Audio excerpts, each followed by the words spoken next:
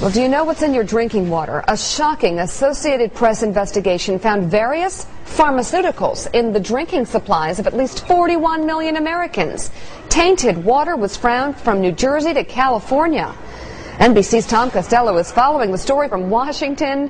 Tom, I've been dying to ask somebody some questions about this story. First of all, what kinds of drugs are we talking about, and how dangerous is this? Pretty wide range. Here's the drinking water in Washington, D.C. They found 6 pharmaceuticals in our drinking water here. They include ibuprofen, caffeine, monosin, and about 3 or 4 others. In Philadelphia, they had 56 pharmaceuticals or byproducts. They range everything from epilepsy medication to mental health medicines to pharmaceuticals that really run the gamut. Here's the bottom line from the Associated Press on the study they did. It was, as you mentioned, a 5-month investigation involving the AP investigative team. 50 major cities in 50 states were looked at, and drugs were found in the water of 24 major cities. We're talking 41 million Americans here who drink that water. So what's in the water? Everything from acetaminophen and ibuprofen to mood stabilizers, antibiotics, angina, heart, as well as cholesterol drugs, and even sex hormones.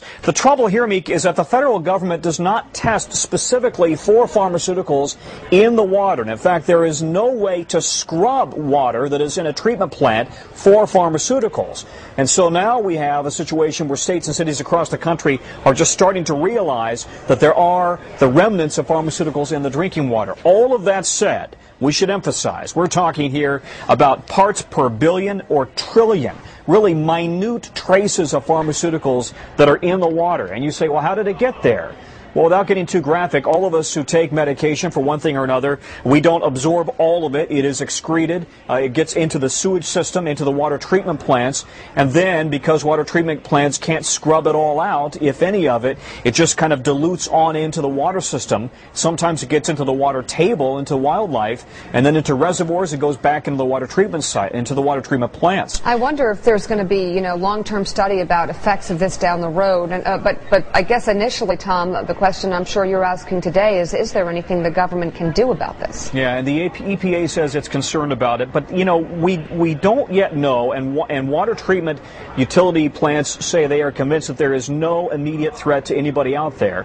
That said, I did a story about 4 years ago in which we found a river in Colorado, and now we know there are many rivers, in which the fish were turning from male to female.